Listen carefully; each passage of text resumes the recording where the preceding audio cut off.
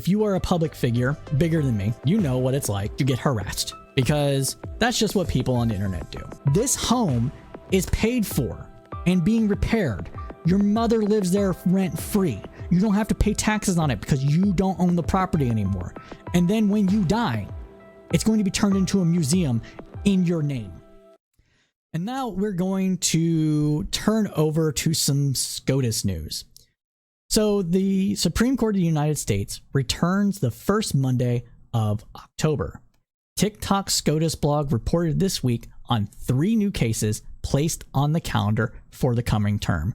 We'll go over to their summary of this, and then I will pontificate as needed.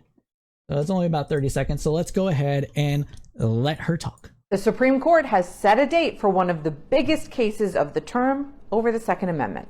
The justices will hear oral argument in United States v. Rahimi on November 7th. Now, I've done a whole TikTok on this case, but it's a challenge to the federal ban on the possession of guns by individuals with a domestic violence restraining order. In the same sitting on the same calendar, they're all... Okay. So the Laufenberg Amendment basically makes it illegal to purchase or possess a firearm if you have a domestic violence verdict against you. The reason for this is because it was shown statistically that people who have engaged in domestic violence are more likely to commit and then also murder their partners should they get a gun. So they're more likely to use it in a threatening way, use it to have power over them, etc. And so that is why this was included during the 1992 assault weapons ban, and why it was actually kept despite the assault weapon ban being sunsetted. 92, 96, I don't know. The year escapes me. It was in the 90s. So that's what they're talking about. And this is being challenged because this person believes they should have the right to have a gun, despite the fact that they were involved in a domestic violence case. And I don't know. I'm one to restore people's rights once they have been punished and redeemed themselves. So maybe. They're also going to hear a pair of cases about public officials blocking constituents on social media. That one's set for Halloween.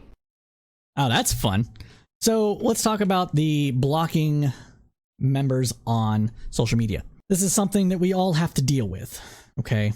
If you are a public figure bigger than me, you know what it's like to get harassed, because that's just what people on the internet do, okay? They like to harass. And the easiest way to stop harassment or a harassment campaign is just to mass block everybody that is engaged in it and lock down your account. But if you're a public official, is that account, even if it's a private account, even if your personal individual account, is that something you should be allowed to do? Because people are allowed to petition the government for redress and talk to politicians for redress of grievances. This is a fundamental right in the United States, and generally speaking in the broader liberal world in general.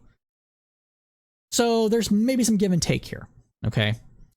If you're using that account to conduct official business, should you be able to block somebody? Or should you not be able to? This is a issue with a First Amendment that does not take into account scale.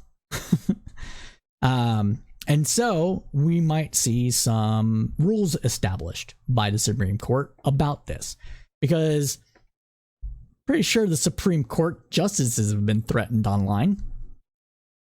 Pretty sure they've had to deal with trolls and general shitty people and probably blocked some people, or maybe they just don't have social media accounts at all. That's another way to go about this. Just don't have a social media account. But for a politician, that's not really that possible. You need to engage with people where they are, and most people are online. Maybe we'll have some things with the First Amendment being shooken up here. Maybe harassment won't be tolerated anymore. Maybe you can't threaten a sitting member of Congress with violence. That's one way to go about this. And if you do, they are allowed to block you. So that's kind of what we're seeing. What is possibly going to happen. I expect there to be some sort of rule that tries to thread this needle a little bit. And that's important. I feel like that's important. The other possible way to thread this needle is that official business can only be conducted on your government account, and that any other thing that you do on your private account is you can block away. So for example, the government creates congressional seat 35, and that just goes to the next person, that owns that is in that congressional seat. And that is where all official business needs to be conducted from. So announcements about bills, what you're trying to get passed, that sort of thing, right? And that account you can't block people on. But your private account, the one you use to campaign on, the one you use to just talk generally about different things, whether it's like, oh, I just got this great cheese bread over here, or these wings were really good at such and such place, and I had a great time meeting constituents at so and so, like, or that sort of thing. Maybe that's where the blocking can happen. I don't know. Again, there's some give and take here. Now, speaking though of Supreme Court cases, and we'll shove these two together here, is that we also have some additional news coming out of the Supreme Court, specifically with Justice Clarence Thomas's financial disclosure and some new revelations. So we talked about this pretty extensively. Video can see above here once it comes up on the clips. But Clarence Thomas and some of the other justices have been a little not forthright, a little bit of sussy when it comes to taking gifts from mega donors for Republican Party and other people that might have business before the Supreme Court. So let's get into it there. Now, according to reporting from USA Today, Supreme Court Justice Clarence Thomas has disclosed additional travel paid for by GOP megadonor Harlan Crow just last year. In an extensive note attached to an annual disclosure report made public last Thursday, Thomas reported a flight paid for by Crow last year for an American Enterprise Institute event in Dallas, where the justice was the keynote speaker. For people that may not know, the American Enterprise Institute is a conservative economical think tank that reports on various different economic and sociological things and does studies and stuff like that. That's what they do. Just so you're aware. Now, Thomas said that he accepted the private flight because of the increased security risk after the leak in May of a draft of the High Court's opinion overturning Roe v. Wade. As we've pontificated on this program before, I believe that Alito actually leaked the memo. The memo leak came from inside the House in order to try to pressure Roberts into not fighting for a 15-week ban as much as he would otherwise, and make it to where, like, well, we already released this, we can't go back on our word now, what will our friends say, sort of thing. That's what I think happened. Because there's no incentive for the Democrats to release said memo. There really isn't much of one there. It would have been better for it to just hit all at once, and so people were really taken aback by it, rather than being like somewhat defeated when it happened. You're like, well, we already knew this was going to happen. It would have been, I think, more energizing when the rule came out, if it came out just without any foreshadowing. So yeah, I think that's why it was leaked. I think there was rumblings in the internal court for it, and this was actually a political pressure campaign to be put on to the other justices so they wouldn't break ranks on it. That's my opinion. But anyways, moving on. The annual disclosure report, which typically provides only limited details about justices' outside income and investments, also noted a private plane trip paid for by Crow to Texas in February of 2022.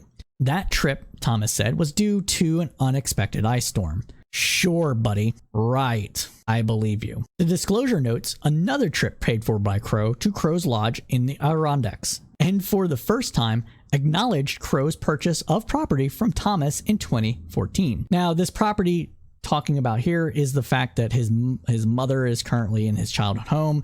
Crow purchased the home from Thomas above market value, also allowed her to live there rent free and did fixes to the property to set it up as some sort of museum after Thomas dies. Basically, I'll guarantee your legacy, little boy. Thank you for ruling in favor of me. You're so great. Thank you. Oh my God. Yes. Now, an attorney for Thomas, though, fired back at critics who have questioned his ethics in a lengthy statement describing the criticism of the senior associate justice as political blood sport. Nah, dude. No, this isn't political blood sport. You fucked up.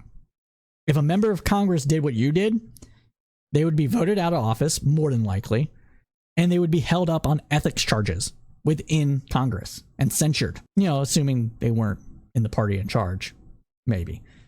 But that's what would happen. That would be what would be pushed for. Supreme Court can just sit back easy, kick their feet up, light up a nice cigar, and relax. Because they don't have to worry about nothing. Continuing on, though, the justice is seeking guidance on whether he will amend reports from prior years, according to the latest document. In other words, should I tell him more stuff? Will I get away with it if I don't? In this disclosure, the justice acknowledged that Crow purchased a home in Georgia in 2014, in which, as we just said, the justice's mother lives, as well as 2 other properties. Thomas said that Crow paid $133,000 and that he inadvertently failed to realize he should have reported the sale because he said he took a loss on the transaction. God, come the fuck on. Are we supposed to believe this bullshit? This home is paid for and being repaired. Your mother lives there rent free. You don't have to pay taxes on it because you don't own the property anymore. And then when you die, it's going to be turned into a museum in your name. And it's already all stipulated about the property. There's already a trust established for it. Give me a fucking break. Come on. If it's one thing that people really care about when they get to this level of power, it's cementing their legacy so they can have an impact way down in the future, hundreds of years from now, as some sort of, I am a very important person and you should respect me even though I've been dead for 200 years. I will not be forgotten. That's what they're doing here.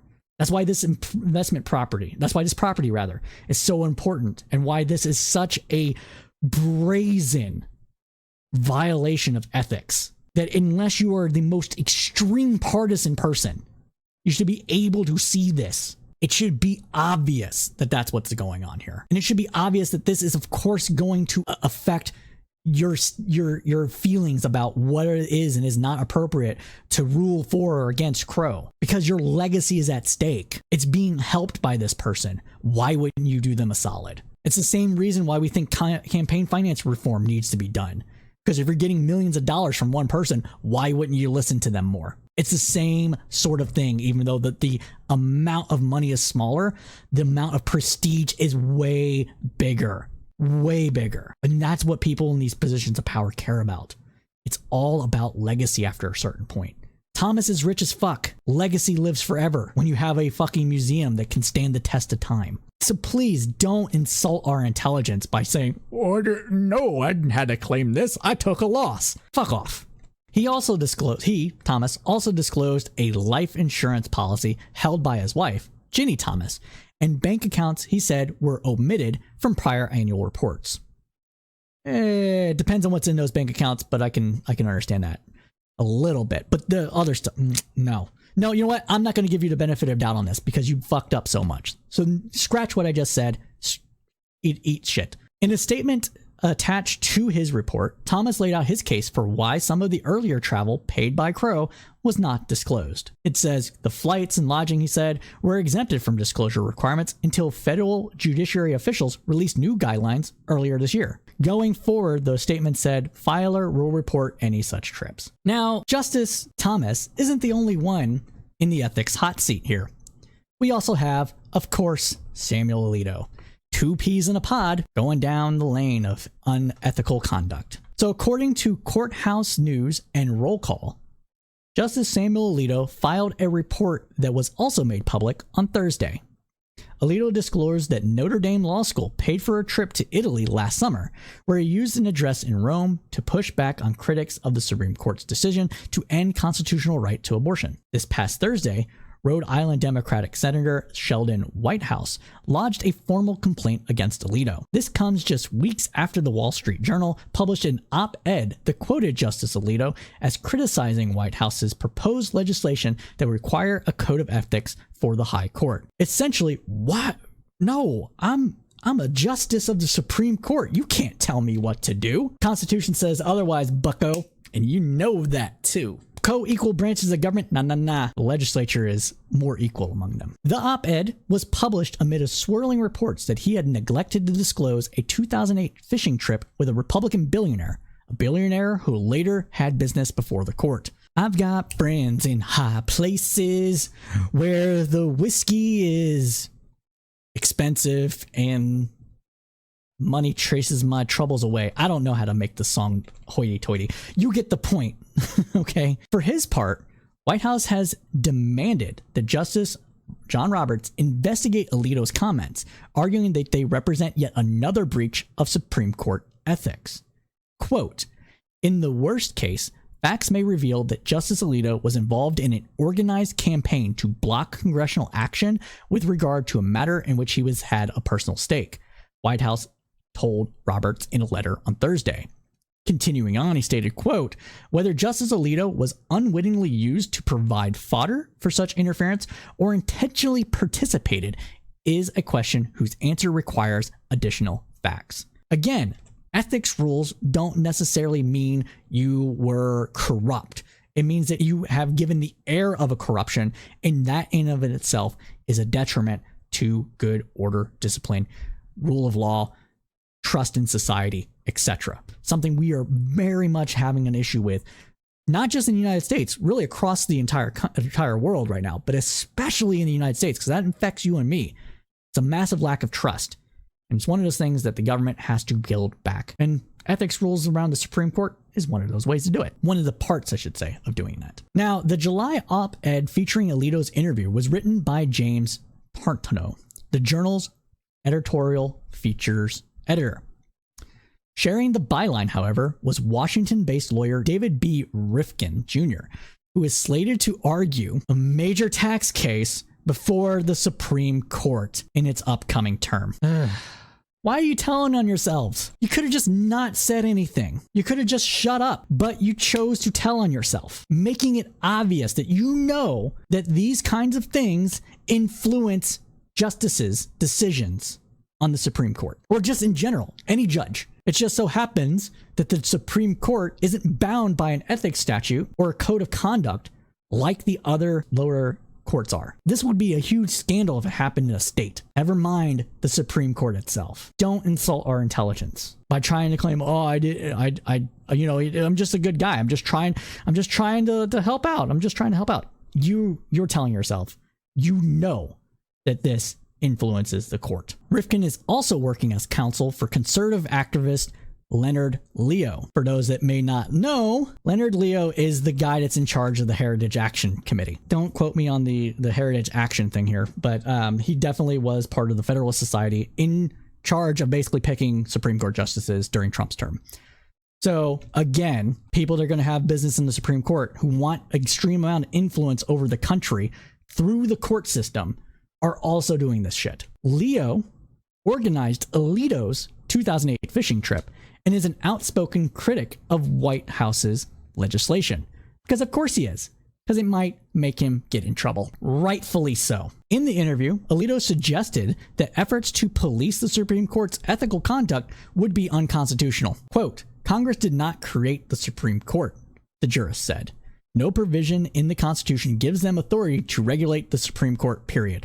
This is just an outright lie. I don't remember what Federalist paper it was, but Federalist Papers did explain that the Congress is the more equal branch of government, that most of the power resides in Congress, and Congress is set to be a check both on the Supreme Court and the executive and vice versa. They all supposed to check each other in various different ways, but the legislative branch is supreme. Now with that though, the legislature can also jurisdiction stripping. That's what it's known as. Okay.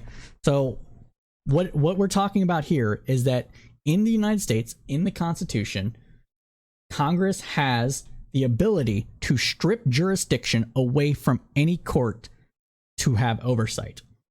The existence of this ability, as written in the Constitution, is one way that Congress is made higher than other branches of government. Okay? This is reading it off just from the Wikipedia page really quick. The court creating power is granted both in the Congressional Powers Clause, Article 1, Section 8, Chapter 9, and in the Judicial Vesting Clause, Article 3, Section 1. Second, Congress has the power to make exceptions to and regulations of appellate jurisdiction of the Supreme Court. The court limiting power is granted in the Exceptions Clause, Article 3, Section 2. Taken together, by exercising these powers in concert, Congress may effectively eliminate any judicial review of certain federal legislative or executive actions and of certain state actions, or alternatively, transfer the judicial review responsibility to state courts by knocking federal courts out of the game. Alito is being full of shit here. He just doesn't want to have oversight done on him because the Supreme Court, some people in the Supreme Court thinks we're the Supreme Court. We're supreme. We make the rules of the game. You understand? So Alito is just straight up wrong.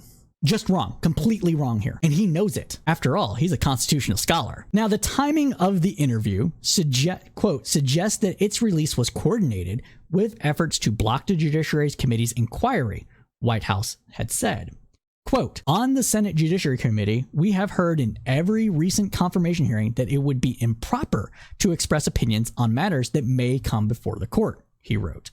In this instance, Justice Alito expressed an opinion on a matter that could well come before the court. Alito's comments run afoul of U.S. judicial canon and an April statement of ethical principles and practices signed by all 9 justices, White House added. White House, joined by other Senate Democrats, requested that Chief Justice Roberts of the Supreme Court Judicial Conference, quote, take whatever steps are necessary to investigate the affair and provide the public with prompt and trustworthy answers. These are all things that are 100% necessary. If Congress, if Republicans, if Democrats want anybody to have any sort of faith in the Supreme Court, one of the things that it needs to do is rein in the Supreme Court's unethical practices. Otherwise, it's just a super legislative position that can check legislators into the future based on happenstance. And why should we listen to a Supreme Court that's just another political body? It can do whatever the fuck it wants. It has no oversight over its actions. We shouldn't. I am not one to say that we should get rid of the Supreme Court. I like the idea of a judge deeming what is and is not constitutionally sound based on actual evidence and what have you. Even if it's temporary, right? Even if it's because it's a check on power. You don't want the executive going roughshod over the entire legislative process and doing whatever it wants. You don't want Congress to violate the rights of people, etc. You want these different checks in there, right? So I'm not one to say get rid of the Supreme Court. There are countries where their Supreme Court is more of an advisory body, where they make rulings and basically their version of the legislature, so Parliament, generally speaking, basically takes their rulings into advisement and can choose to enforce those or not. That's one way to go about it. You know, give the people a little bit of like, well, the Supreme Court says this, legislative says this. What are you going to do? Well, legislature's still going to do what it wants. If you don't like it, vote in a new legislator, kind of thing, right? I don't think that's the way we need to go about it. But stuff like this makes me lean more that way. And it needs to be fixed because it is destroying trust in society. It really is. Let's continue on though. So White House's legislation, if made law, would require the Supreme Court to formally adopt a code of ethics. The High Court is currently not bound by any such document. The new ethical standards would need to be made available for public comment. In addition, the measure would create a review board of federal jurists through which anyone could submit ethics complaints against Supreme Court justices. White House's bill narrowly cleared the Senate Judiciary Panel on an 11-10 party line vote in July. Because Democrats are sharing power 50-50, they have majority in most committees, and this is one of the ones that they have majority in. So there's a power sharing agreement on this, and that's one of the things, and that's why it was 11-10. Now, if this was all Democrats doing these things, I bet the Republicans would be singing a different tune. Now, but to wrap this up, though, the full Senate is expected to take up the bill in the fall legislative session, although jury is still out on whether Democrats will be able to ram the measure through Congress. Chances are they won't be able to because of the filibuster. Yay! Making me hate that more and more every day.